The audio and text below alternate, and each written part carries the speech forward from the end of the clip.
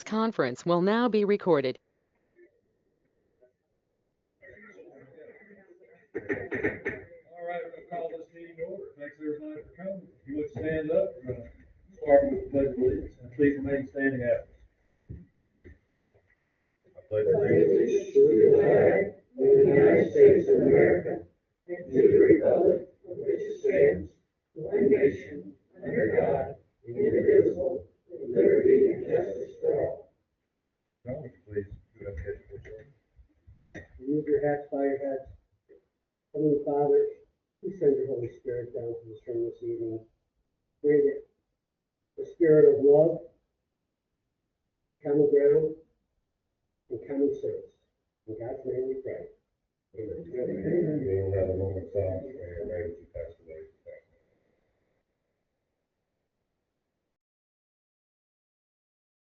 All right, thank you. Please have a seat. If you would, check your phones, make sure you got them on.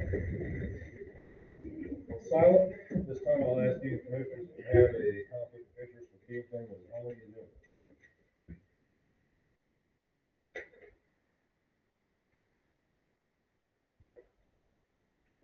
And if not, I'll move on to adopt the agenda as it is. Motion to adopt the agenda as written. All in favor? Next up, public comment. Got a few people here signed up. We'll just go right down the list. Everybody gets your 3 minutes of fame. Please be mindful while everybody's speaking, whether you agree with them or not. It's their 3 minutes to tell us what they think. Okay, so we'll start with Susan Hall. Good evening, my name is Susan Hall, and I live at 121 Sixth Circle in Starkville subdivision.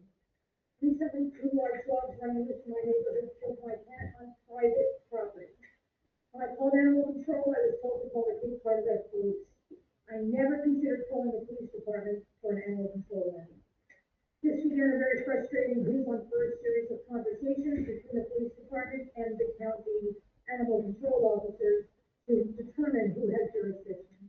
As it turns out, it is the Cape Carteret Police Department that must handle animal control issues, including capturing and investigating dangerous animals. However, the Cape Carteret Police Department does not have the special training or equipment required, nor are they informed that dogs are running loose. This is a problem that the commissioners must address before a tragedy occurs. When the officers arrived at my home after the incident, they told me that they knew where the dogs lived, that they had experience with the dogs in past weeks. They referred to the dog owner as the victims of a previous incident and assured me that the dogs were friendly. This was while I was holding my dead cat in my arms. Clearly, these were not friendly dogs. After killing my cat, the dogs immediately attacked my neighbor's cat. This was not a one-off incident. These dogs have been shown to be dangerous. In September of 2024, a father taking his child to the bus stop encountered these dogs on his own property. The dogs were aggressive, and so he fired at the dogs, striking them. The dog that killed my cat can clearly be seen on doorbell camera video of that incident. When the man called the Cape Carteret Police Department, he was subsequently charged with several felonies which are still pending. Fortunately, the child in that case was not harmed because the dad took what he felt was appropriate action in the moment. However, it's only a matter of time before a child is injured by these aggressive dogs or one of the many other dogs that run loose in the neighborhood. In the past month, our local Facebook page posted at least 8 separate instances of dogs running loose. When I mentioned this to the Cape Carteret police chief, he was unaware that this is a common occurrence because residents do not call the police department. Today, I'm asking 3 things. 1, that the town budget includes specialized training and equipment for our officers to handle potentially dangerous animals. 2, that the Cape Carteret Police Department site only gives dogs who run loose after they have already received a warning. That residents be made aware that they should report dogs on the loose to the Cape Carteret Police Department and to do so immediately. Thank you. Thank you. Next up is Andy Wolf. Good evening, I'm Andy Wolf, I live at 532 Neptune Drive. I've got several things on my board here that I want to go over. It's not to attack you personally, but you knew 3 commissioners, I'm addressing you guys, because you started this by, not asking our opinions about the boat ramp, which you decided to open back up to the public. So we've gone from $225 a year to $300 a year to offset the cost of not having outsiders in our boat ramp. You didn't ask us anything about that, and we should have had an opportunity to speak on that. I don't know whether that was Ms. Barnhill, Mr. Santino, or Mr. Monroe, but that money, over $300, if we're gonna allow other people to go in, we need to drop it back to $225 or less. Because if you're gonna charge people $600 and $800, that's gonna be, from your, if I'm quoting you right, a cash cow, right? A boat ramp. Is that your statement, Mr. Santino? No, that wasn't what I said, but I said we should milk this cow as well. Okay. Do you know how long we have left on that lease? Oh, I believe it's still 31. It is, that's correct. We have 5 years. And that lease is $13,000 a year, and then it will be turned back over to the tax, correct? Yeah, I understand, yes, sir. Okay. Today, I think we have approximately 32 or 33 people signed up from the outside, is that correct? Am I correct in that? Everybody knows.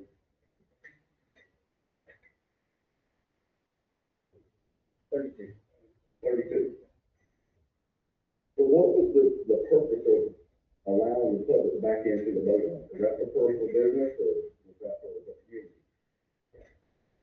I'm asking you guys because we didn't know. Does anybody want to touch base on that? I'm not sure you want us to, but I do. it is definitely for the community as a whole.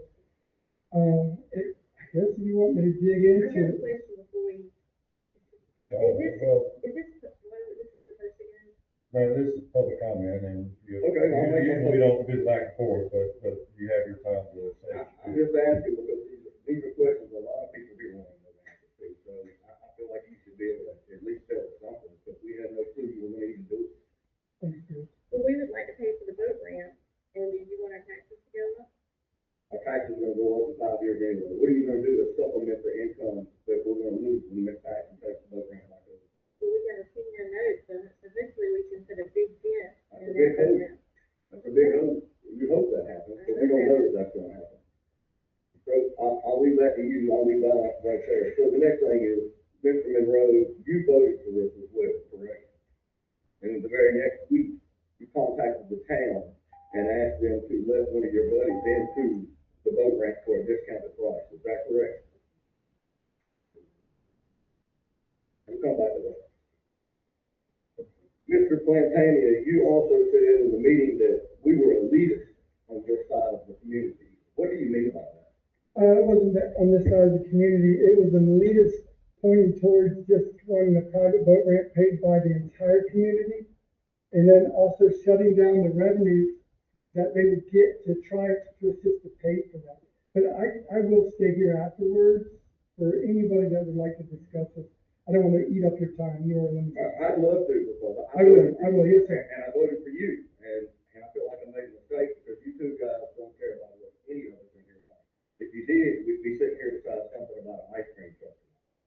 I mean, that makes no sense to me. It's a free enterprise, it's a free country, man riding around selling ice cream.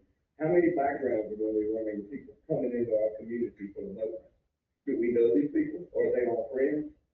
All right, well, you can wrap it up. I'll wrap it up. I'll leave it there. Thank you. Thank you, appreciate it. All right, next up is Pauline Griffin.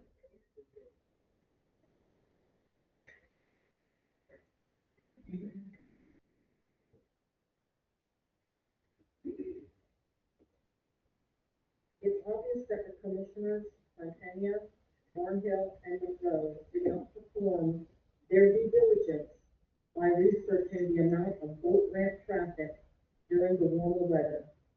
With limited ramp passes, it was already crowded with very limited parking. The boat ramp should not be viewed as a cash cow to be milked because we think it will generate vast amounts of money. It should be viewed as a benefit for the townspeople if they choose to use it. The fishing pier, kayak racks, and the small parks are a benefit for the community, and I fear that you three commissioners will open them up to non-residents for price. There is no elitist attitude for wanting to keep these town perks for residents only. I've used the boat ramp for years, and I'm willing to pay for the convenience it affords. During the January 12th Commissioners' meeting, the North Carolina Open Meetings Law was violated when you brought up the boat ramp issue and voted on it without informing the public with detailed information on what was to be changed. This action confirms that the three commissioners were unaware of the Open Meetings Law. The law ensures transparency to those government officials who are given the authority to pass ordinances that affect the good people of this town. It is our duty to pay attention to our local government and to hold them accountable for their actions. Go to the Cape Carteret Town Hall website and email them directly with your questions and concerns. If they don't respond, we'll speak to them directly at these meetings until we do get an answer. Remember, they work for the people of this town. Thank you. Drew Hill.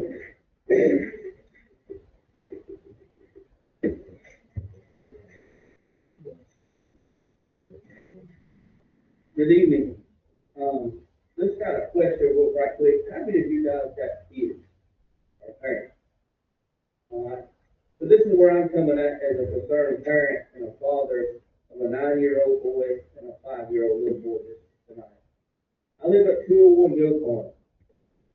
And since we've been here the past few months, we've noticed a very high speed tolerance on that road.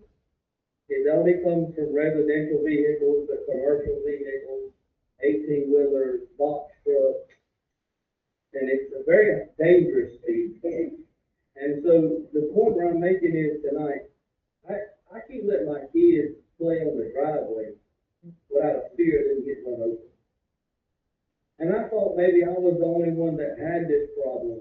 But as I begin to meet new people in our neighborhood and our neighbors, that's a common problem. It's the high speed and the fear of somebody getting run over, or somebody getting hit. And eventually, if something doesn't happen, I'm afraid that's going to happen. And I'm sorry now, is it going to fix it? We have a chance now, an opportunity now to do something. And I'm asking your help to do something. To maybe, put a stop sign at Loma Linda and Yukon to help try to slow these vehicles down. Because, like I said, we moved here from a bigger city, and we want to enjoy it. We want to enjoy everything. We want to enjoy walking on the street with our kids and stuff, but we're afraid that our kids are going to get run over. And I'm asking tonight if you guys will look at doing something about it, and I appreciate it. Thank you. And Beth Anderson.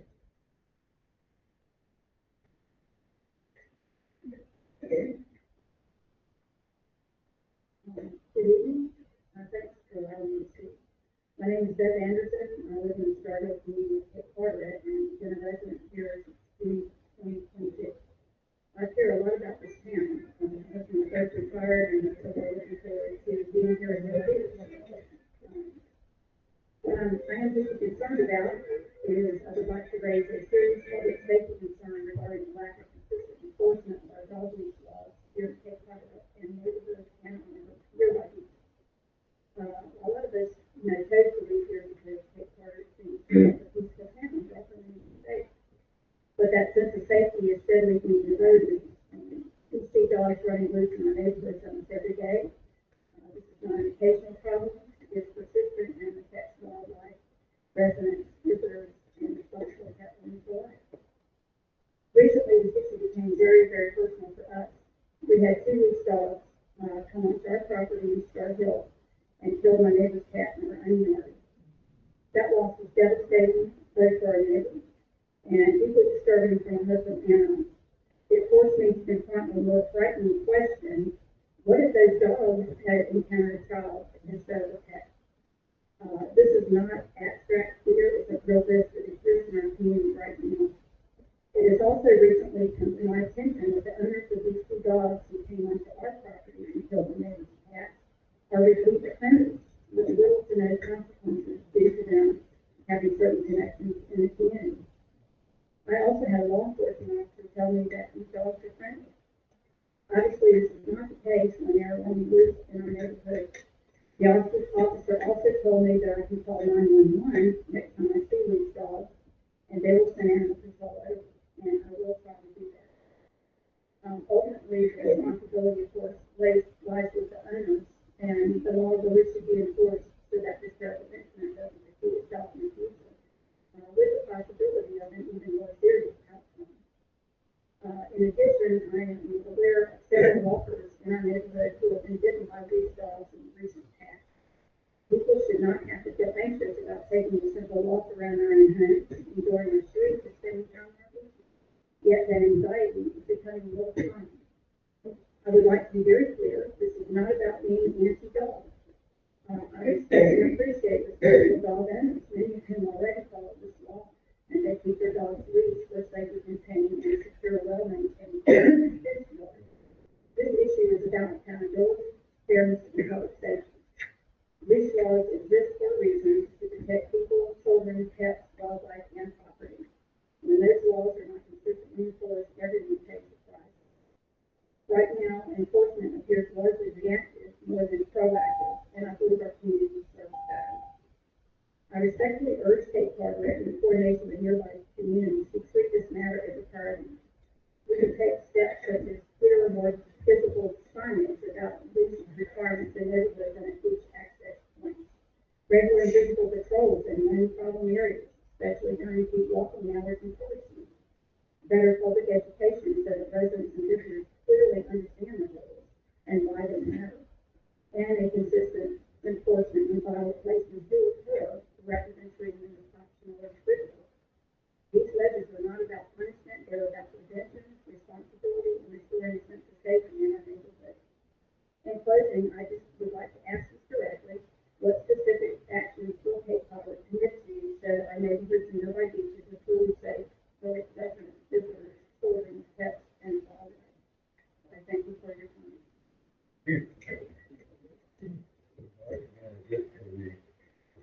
Public comment, next up is the planning board update. Host.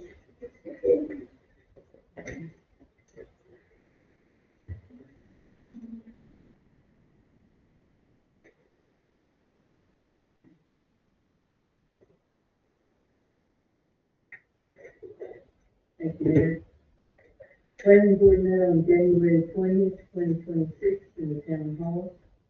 Present were the chairman and two Maxim Holt, Mike Henry, Mary Patel, Jeremy Granger, as well as Sheree Higgins, first alternate.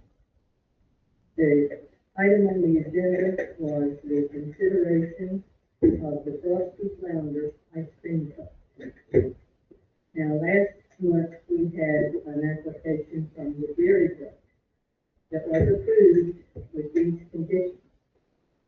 May not operate on commercially zoned property, on town-maintained roads only, not Highway 2458 or Taylor Road.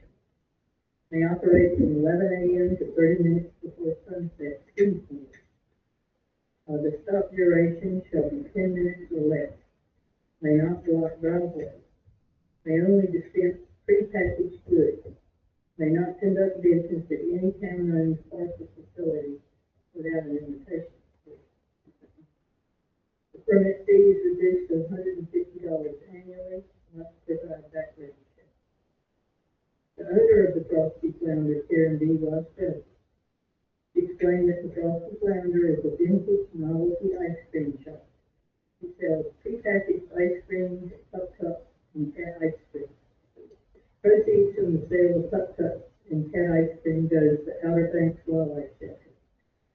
She also gives back to the community in other ways, and in 5 months of business, the Frosty Flounder has donated a total of $2,500.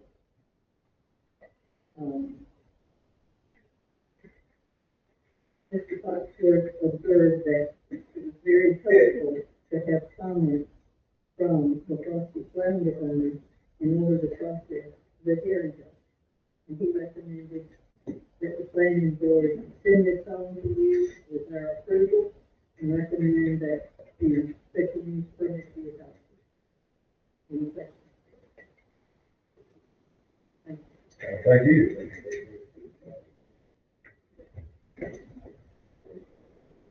All right, next up is the consent agenda. Approved.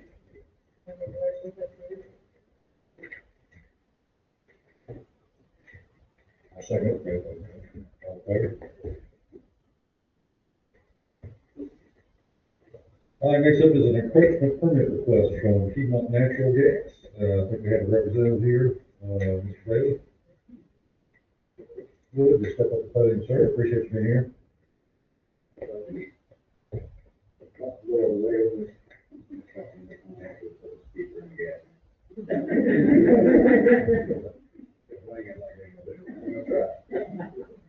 But, we propose to run, 55,000 feet, 2-inch gas pipe in the private community. Installation method will be the, HDD board, medic board, and installation. It's gonna be a phased project, we're gonna have 4 phases to it. Right now, it's in the very, very early stages. Right now, our engineering department is going through the process of getting some permitting done and environmental permitting, everything. It's been, construction probably won't start until, we're guessing probably mid to late September. It's going until probably the middle of next year before we're done. We have 2 water crossings, and they're both in the first phase. And those are done environmentally, where they have to have a company come verify, they come and do board, detect the soil sample, to find out what the actual gas is. Other than that, that's really the gist of the project. Does anybody have any questions about it? Like I said, it's gonna be a long project. We have it phased in 4 different phases. We're gonna be getting actually 3 taps going into the neighborhood itself, 2 of them off the Taylor Nation Road, 1 off the Highway 24, it's Fox Drive. And that, you know, I think that's the overlay of the project. To really get into specifics, I can't yet, because our engineering group hasn't got back to me with the IFC plan. But I can't tell you exactly where we're gonna lay the pipe. Typically, where we like to lay the pipes on the opposite side of the road with our main. So we can kind of guess that that's probably. The neighborhood has good size right of ways, and the majority of the roads have a 60-foot right of way. So, that means you go to the center line of the road, like 30 feet, and we have that amount of room to install the pipe. We typically like to install the pipe on the back 5 foot of the right of way. So, when feasible, it all depends on the other things that are in the water and the way that how communication. We're going to have to this here, so I mean, the whole way here. Other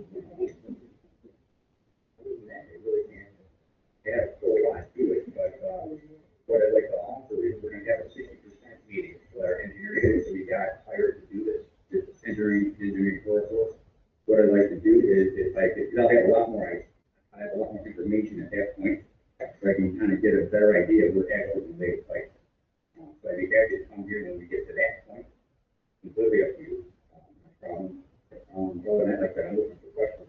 Anybody has any questions about natural gas? It's kind of new to the area. I mean, I've actually run a bunch of projects in Cape Cod, but this is the biggest by far. Yes. Is Star Hill and Star Hill North, or will it just be the Star Hill? The entire. Now, So really get the requisite number to start the project? I believe that I signed up for it already. Yeah. I think, somebody needs to have to sign a contract, and it's free. Mhm. Yeah, from the president. But I thought I understood that before the project goes forward, that you have to have a certain number of contracts. That's right, and I was hoping my brother would be here ourselves, and we've got the whole ball rolling here, but he couldn't make it tonight. But yeah, I think he had signed up 25 people before he was up on that, and he got that number, so, yeah, that got the ball rolling, and handed it to me, and I had to go. Will the placement of the pipe visually impact the area or the nature of the area? Oh, no, the gas pipe itself will be guaranteed, it's typically very between 18 and 36 inches. Yeah, you need to know that. Of course, and after the pipe's laid in the ground, we'll come back and take care of, seed and straw, and whatever we have to do to make it look, just like it was before we started. So our trees are a little bit. How long will it cost 24, just if you really want to? They're looking at that. Actually, the little restaurant that's down here, on 24. Yeah, they're trying to, they want to get back into that neighborhood, Mike's actually working on getting numbers for that as well. So that would probably be, if I looking into, for, feasibility study, probably be later this year or next year. But he's working on it.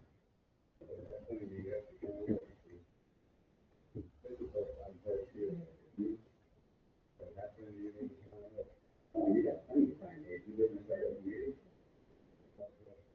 Okay. So do it. I got a bunch of my card and my food. Maybe that's the guy you have to talk to about actually getting signed up. He does all that, I take care of all that.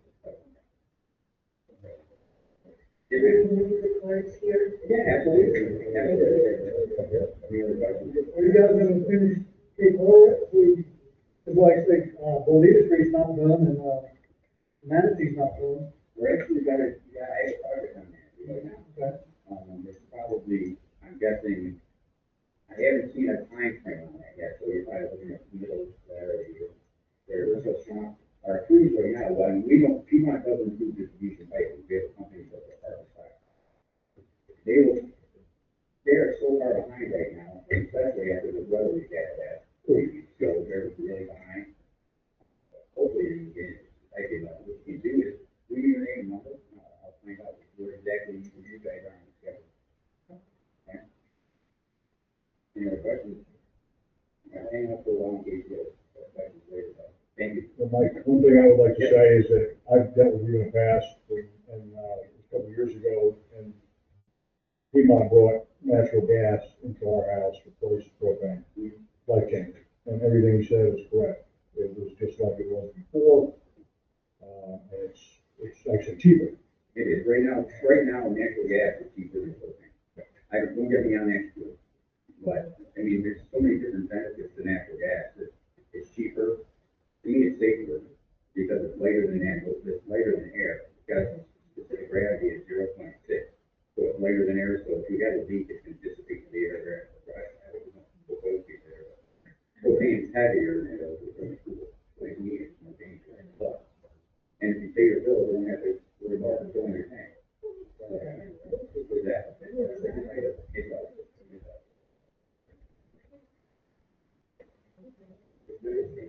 Thank you, Mike. Thank you very much. Thank you. All right, next up is a presentation on living shoreline, NC Coastal Federation. Oh, I'm sorry, I forgot the resolution. I'll move on now. I was mesmerized by it. All right, so we need a, motion for resolution authorizing the commercial agreement.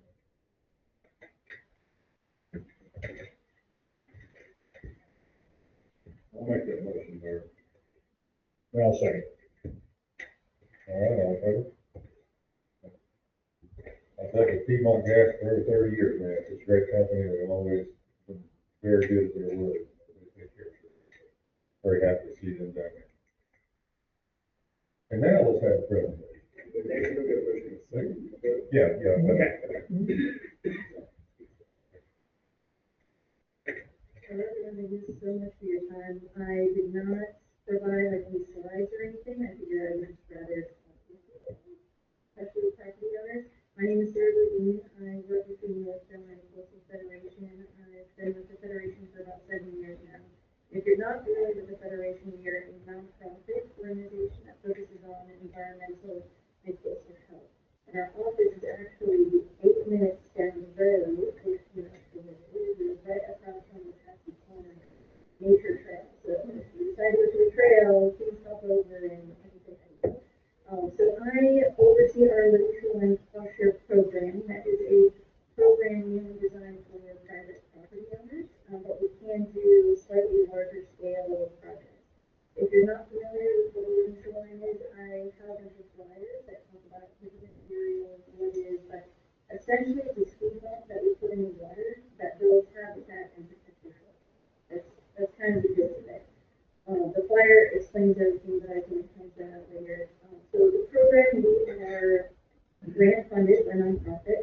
we have several different grant sources that are state incentives. So what we do is I will work with property owners.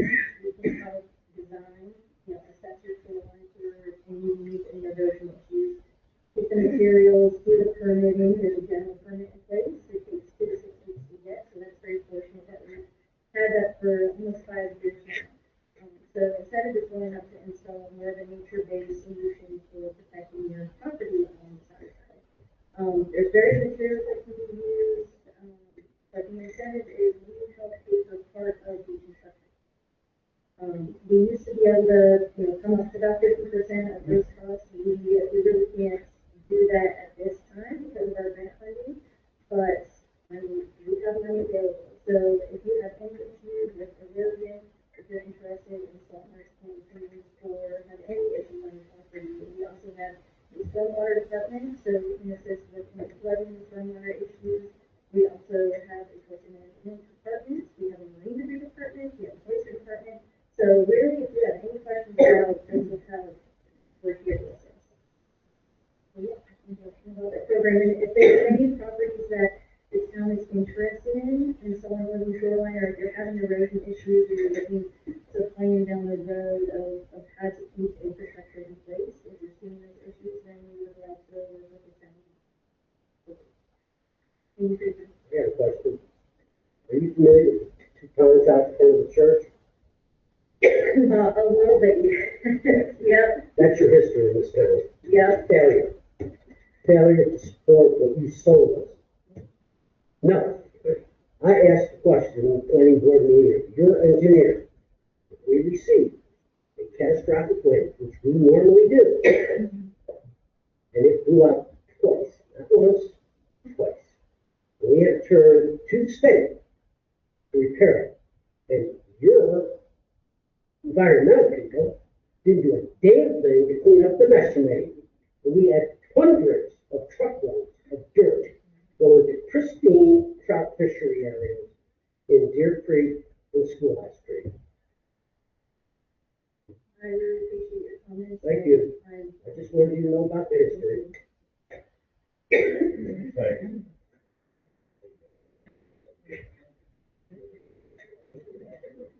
Next is consideration of the conditional use permit for the Crossing Pond.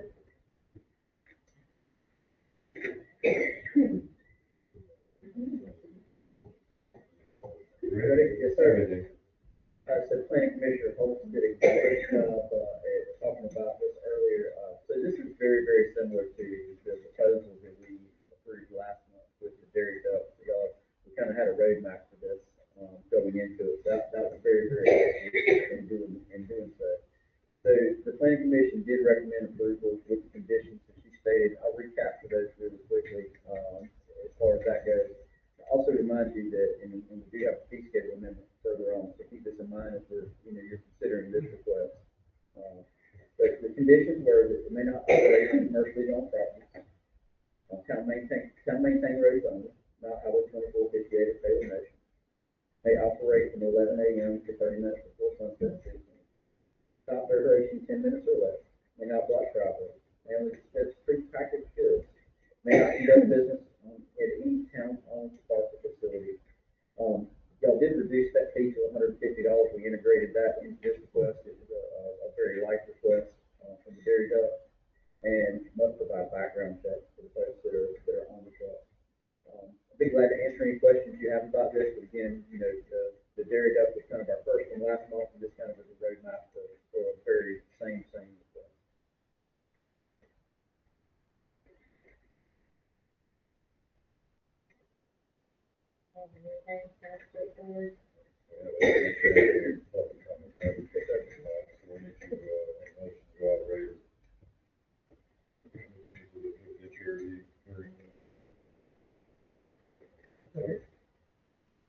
Okay. All right, we're now in the evidence hearing. Do we have anybody sign up? Okay. If not, I have a motion to go back into regular session. All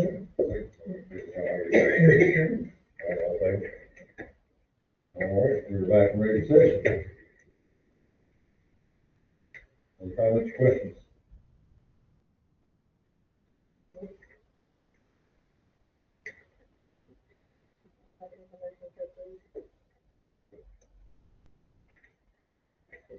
With your, Commissioner Bond, with the stated, conditions, approved with the conditions. Yeah. Okay, very good, yeah, Like with the, very good. and the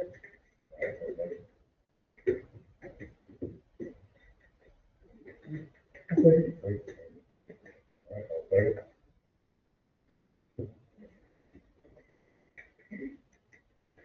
All right, next up.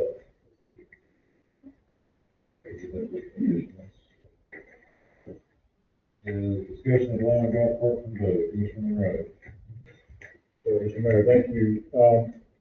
So real quick, this is, something that came to my attention back during the election.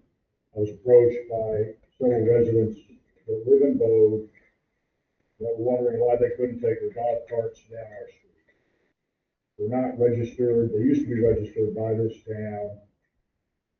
I would say that since recent public comment was we want to be a golf cart friendly town, that's part of being friendly, is to let our neighbors, which is also a neighborly thing, let them use our streets to go from their homes over to the restaurant or just drive down the street.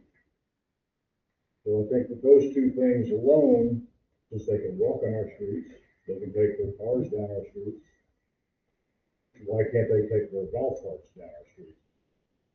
So there's also a reciprocity thing here too. Common sense is that our residents take their golf carts through the Bow streets and we go to this place called the Distillery. So I think that we should let the Bow residents take their golf carts and go to Mark's Restaurant or just go for a nice drive down the street. Understanding that they're not allowed to use our parks, understanding that they're not allowed to use Cape Carteret facilities, boat launches, etc. Just driving on the street.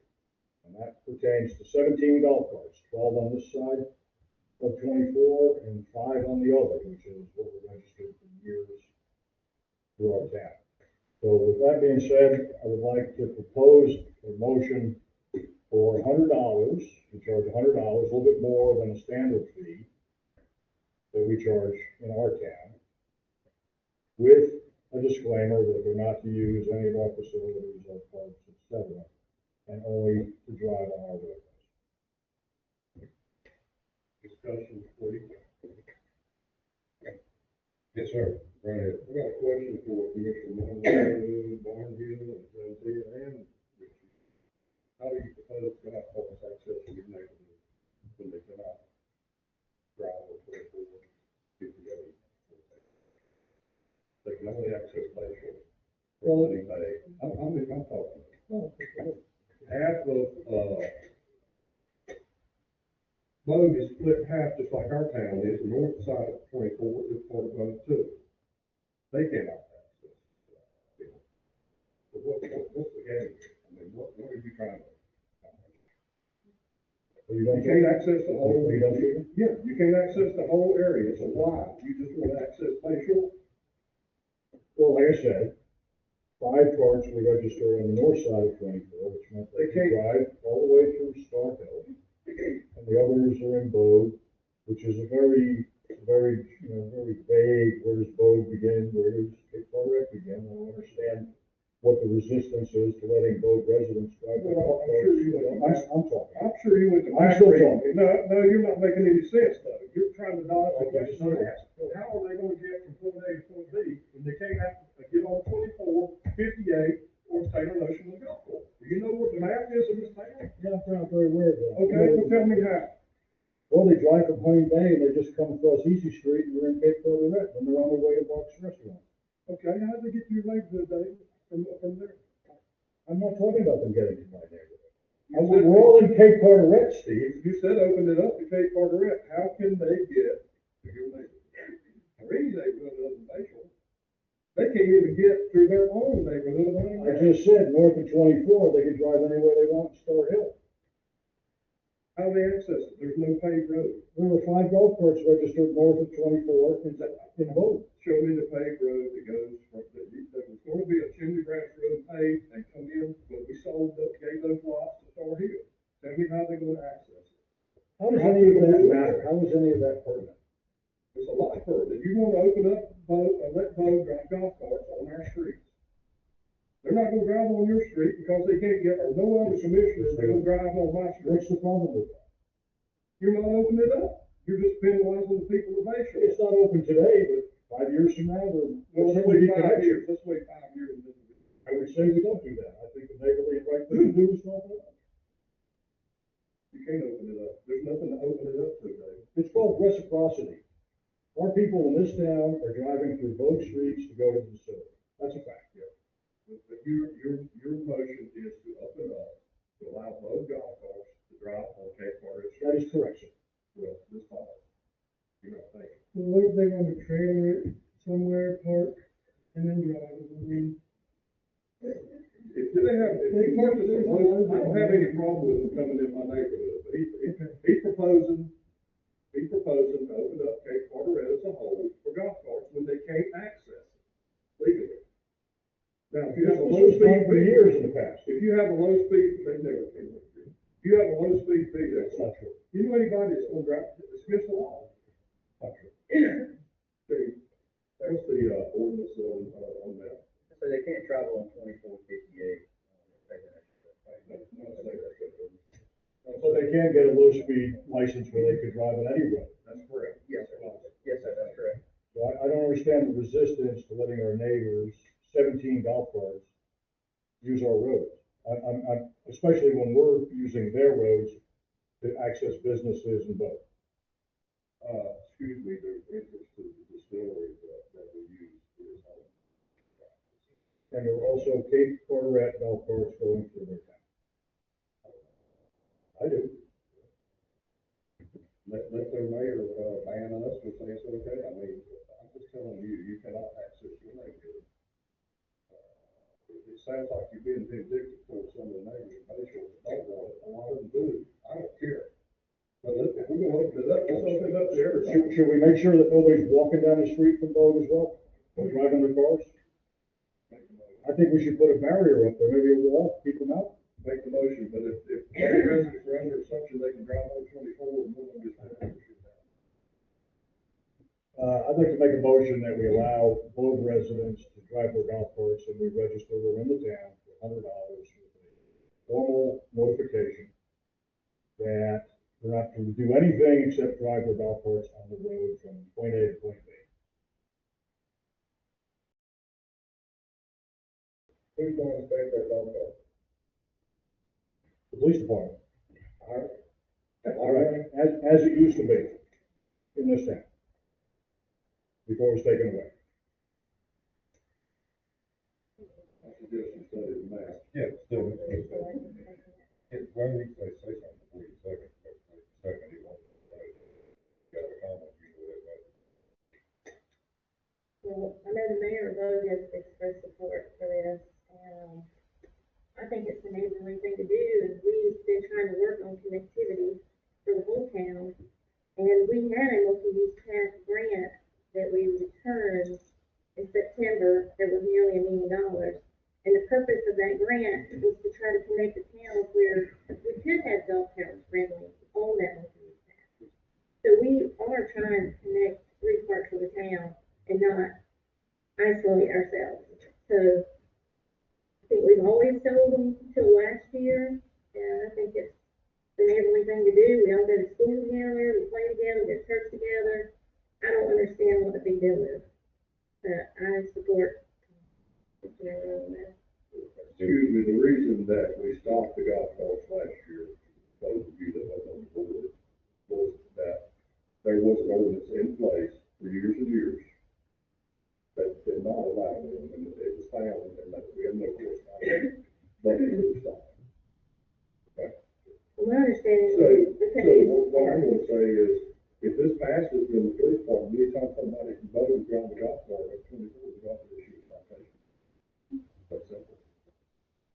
I would think each conversation coming out of discussion. Well, then they'll lose their privilege.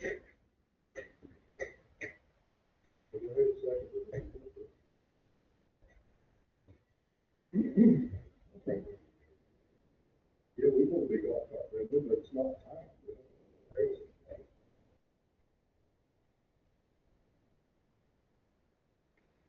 All right, so we have a, motion and a second, discussion.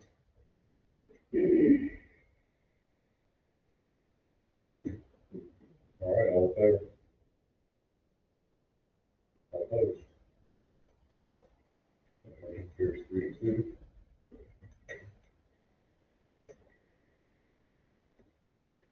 Next up is the approval of the updated fee schedule. Gene? Yes, sir. Just wanted to codify these things, a couple of these things have been changed, as you see before you, with the resolution, capture this by resolution, make sure that we're all very clear on this. So, the photograph fees, which I already amended. What we talked about earlier was the ice cream trucks. One of them was voted on to reduce the fees, we would call that, so this would just make that fee that, so we wouldn't have to reduce the fee every time we came along. And also camera permits, the state recently changed that from $100 to $119, so this resolution also reflects that change.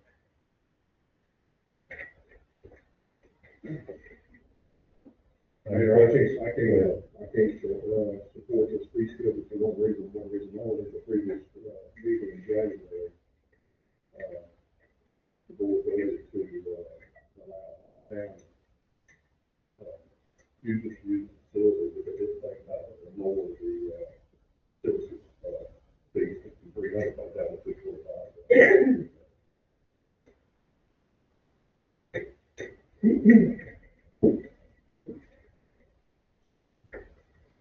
Any more comments?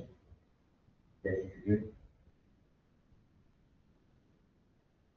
And the reason we raised it was we were trying to pay for a boat ramp that we were spending $1.5 million on. That was the reason why we raised it. So we were trying to generate some revenue, and we thought the people who are the non-voting people couldn't be, the people who are using the boat ramp should help pay for the boat ramp and utilize it. If you got a neighbor who don't have a boat, you never use it. So that was the reason. I remember it. It's a bait and switch. That was the reason, 100%, I was just gonna move forward and not discuss it anymore. I didn't feel like it needed to be discussed anymore. We've been beating it up to death, but if we're going to discuss it, that is 100% the reason, rather than raise taxes on the whole community. As the boat ramp was sold to us originally while I was a citizen, just sitting there before I got on the commission, was the boat ramp is going to be utilized to pay for the boat ramp.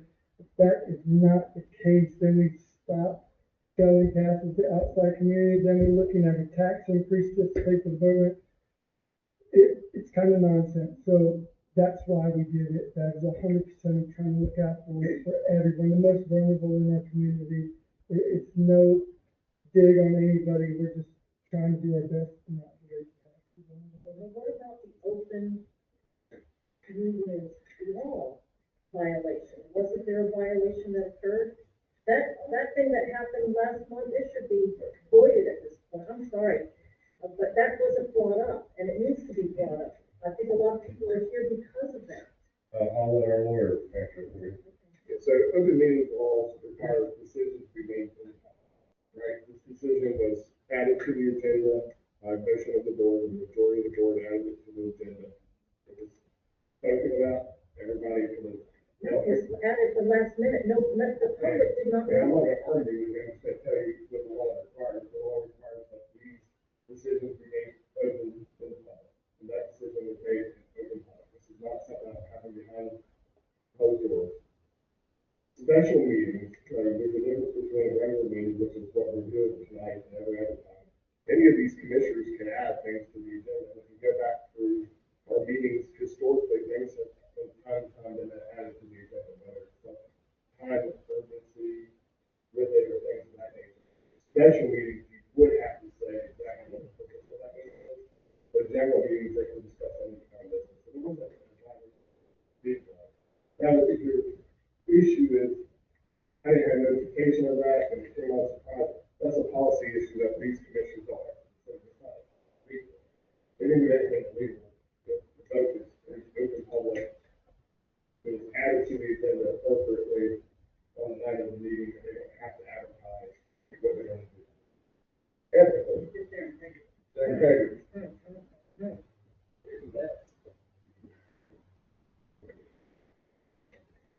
All right, any other comments or questions? Gene?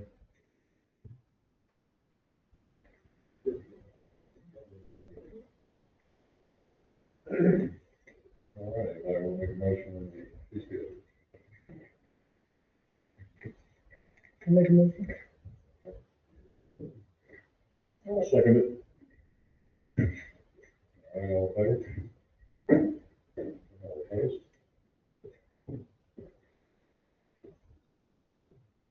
Next up is the town manager report. All right, Mayor, thank you so much. So I just wanted to highlight again all the efforts that have been made towards zip code for the western part of county towns. As many of y'all know, we talked about it several times last month. Some of our sales tax, specifically for online sales, being remitted over to Onslow County for sure zip code. This month, we want our sales tax to be able to give us right we need it. So all that said, the county, and thank them for that, last month, adopted a resolution for that as well. So now, the town of Cape Carter, town of Cedar Point, town of Bode, and the town of Pelletier, as well as the county, all adopted resolutions asking the United States Postal Service to give us our own zip code. Just wanted to highlight those efforts and appreciate everybody's cooperation. So we're to give a quick reminder on when to call the police. A lot of times, we get calls in here, that should go to 911. They come directly in the town hall, just for officer safety, for the speed of response. That anytime there's a life-threatening emergency, motor vehicle collision, medical emergency, anything like that, just remind you, call 911 to the town hall. It's one more step in the helping you relay it, remind everybody that any call for service or anything else that you need, you always have to talk to you, and appreciate the call with any non-emergency issues. Sorry, I gotta take your glasses on, I can't see this and I can't see y'all when I put them on the same. Oh, yeah, I'm good, I'm struggling here. Curbside, debris collection, so we're about a week behind right now. Everything else, the guys are out in the neighborhood, starting that, so we're working really hard to get that cleaned up. Want to remind everybody that our town ordinance is debris should be placed within 10 days, out on curbside, just for safety and visually. But all that said, we've seen kind of some slips there, more and more piles showing up earlier and earlier, just want to remind everybody to please don't place them out. Annual street resurfacing contract, the commissioners awarded that last month. We should start to see some activity around March 1st. Right now, we're waiting on the weather. To warm up just a bump. Live Oak Drive from Park, dead end. Bayshore Drive from 200 blocks between Park Avenue and Edgewater. Park Avenue from Boatstown Drive to Bayshore Drive, to the Shoes from Edgewater to the dead end, and then Easy Street from Edgewater to south of the road. That's going to be the streets that we repaved this year. Y'all get the notification as we get a little bit closer and we have a better idea exactly when we'll be there. Just a heads up, that's going to start soon.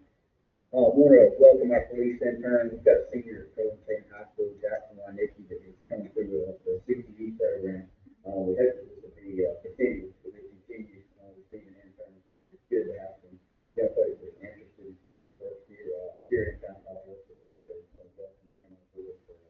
his internship. And just want to remind everybody that the commissioners did hold a budget session on February 5th, and next will be March 18th at 9 a.m. right here. And the planning board will hold its next regular meeting February 17th at 6 p.m. Any questions? Go ahead. Jim, where do we stand with Channel View Street on the left side of the tree? So we're having some trouble with the communications with the landowner, and their cooperation there. That's something that I'll continue to follow up on. Questions, Gene? The planning board board meeting, those can be posted online?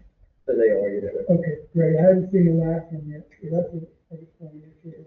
And just as a note, those meetings are open to the public, we understand and hear about what we're doing. So they are open to the public and we certainly welcome anybody that's interested. All right, any more questions for you? All right, now we move on to commissioner reports. Start with you, Mr. Martin. Gene, can you, just make sure on, the, duties about that? Absolutely. Absolutely. Reach out to Paul and the other lady, Absolutely. and, if you could let them know that, that's something that needs to be taken care of. Very good. And, I think the side of the way, by this action taken tonight by this board, to me, the majority of the board voted, it advocates golf cart use on Highway 24 and 58 and nation now. The way I see it, very dangerous and illegal. The way we got here with the boat ramp, about, I think it was 2 or 3 months ago, about 2 or 3 months before the new board came in, we voted, I think, voted for the law. We voted to not allow out of town in, which is correct. We did vote to increase the fees from 225 to 300 to help offset some of the lost revenue we knew we were going to do. But the main reason we did it was to enhance the boat ramp use for the citizens. You guys pay, your taxes pay for that lease. Then you pay again, user fees. My biggest problem was with the limited parking down there, and we've dealt with capacities for the last 2 or 3 years. People lower grade. But my biggest concern is as a working man, he's got a weekend to take his kids fishing, he goes down there and there's somebody willing to pay $800, taking up a lot of parking places. You guys pay the taxes here. What you gonna do? Get out here and see it for it? Or wait 5, 10 years for the county to open up and look on the road here? That's been my biggest concern, and that's why we did that. And I think former Commissioner Watts framed it pretty good when he said, we gotta wean ourselves off of that ramp because the lease runs out. So we were trying to take baby steps in that regard. As far as what Commissioner Fontaine said about tax increase, that's yet to be seen. We're just in the infancy stages of the budget. We don't know that. We will probably in a month or so. Am I right? I agree. So we get to say we're in for a tax increase. Just wait and see. You're right. But the reason we bought the boat ramp is because we're gonna lose the one in 2031. So I compare that boat ramp and the lifts that we're gonna put in down there to a child. You gotta feed that child before the very much starts to do. In 3 years, the lifts will be paid for, positive revenue, $6,000 to $8,000 a lift times 10. The revenue coming in off the boat ramp is the proper thing to do. I will never apologize for that. Boat ramp people use. Making access to the boat sound is my number one. Pet peeve. And I think we did a fine job. I'm embarrassed about the action the board took. It's theirs to do. They vote just like I do, so they vote. I'm disappointed they did what they did, and it wasn't on the agenda for people to weigh in on it. I think that's almost you here. Embarrassed by that, I apologize. I tried to get it taken, I failed. I think it's highly unethical the way it turned out. I've never criticized any of my other board members. I'm not calling out my name, but I'm very embarrassed about it. And I hope that, if nothing else, that we learn the lesson that people need to be involved in our decisions, and we need to be transparent. And I'm bothered by that. I haven't seen anything like that in the 9 years I've set my butt up here. And I hope I don't ever see it again. It's called dissension between this board, there's no doubt in my mind. There's dissension here.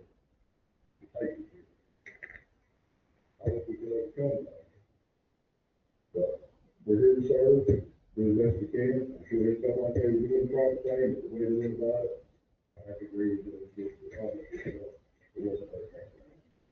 That's all I got to say. Okay.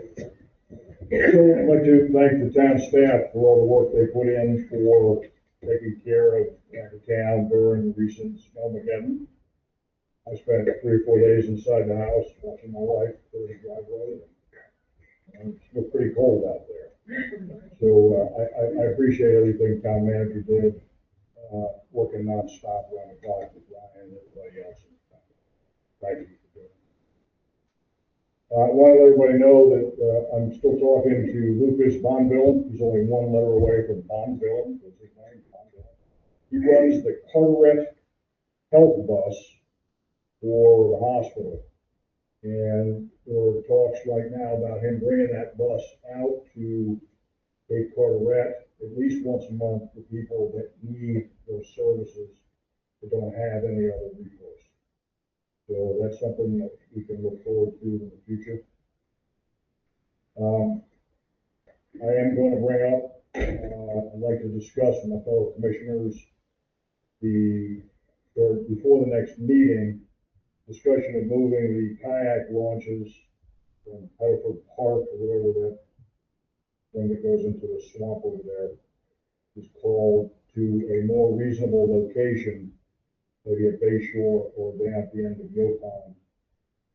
I used that kayak launch once and I've not been back since. What am I doing?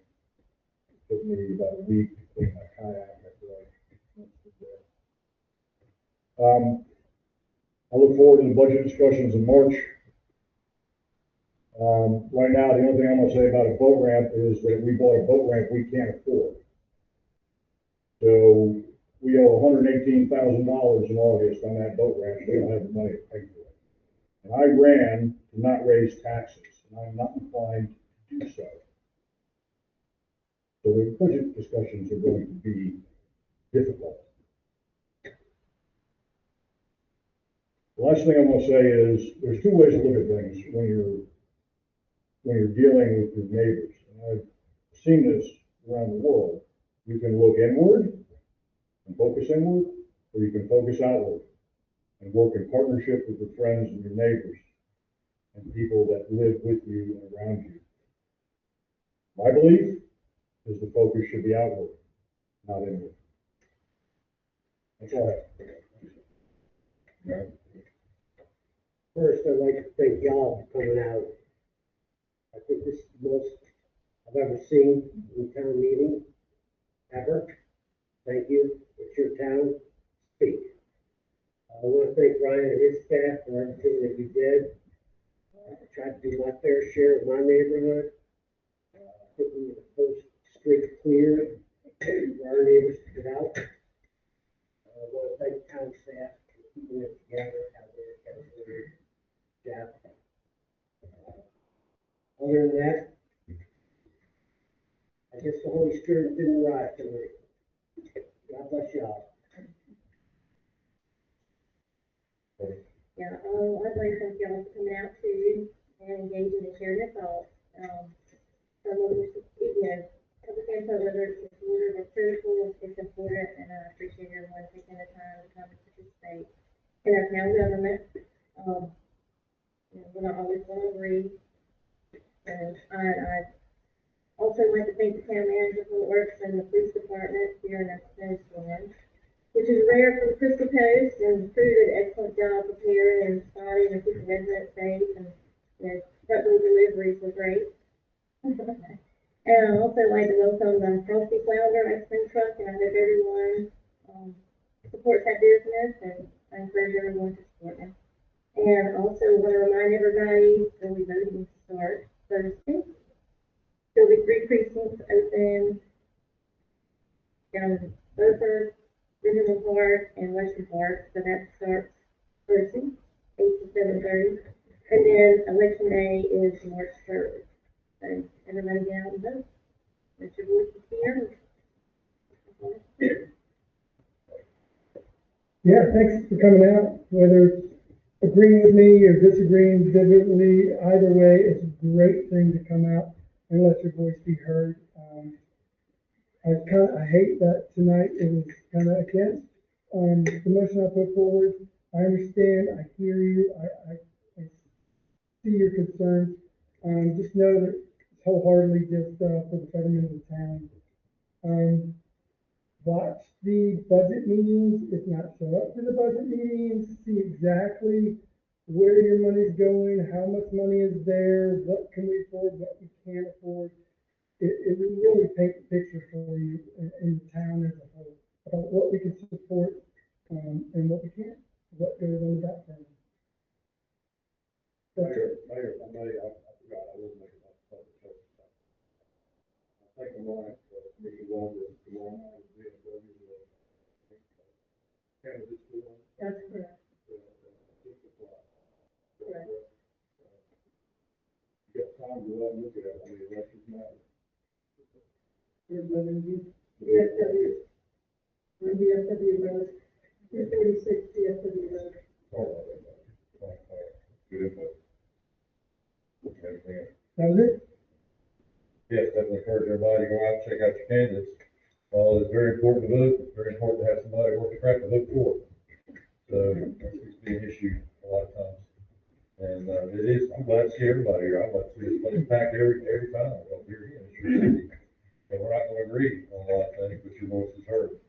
And just, as long as we realize we are neighbors. And I do want to acknowledge, our representative, Mrs. Wolf, for being here, thank you, I appreciate that.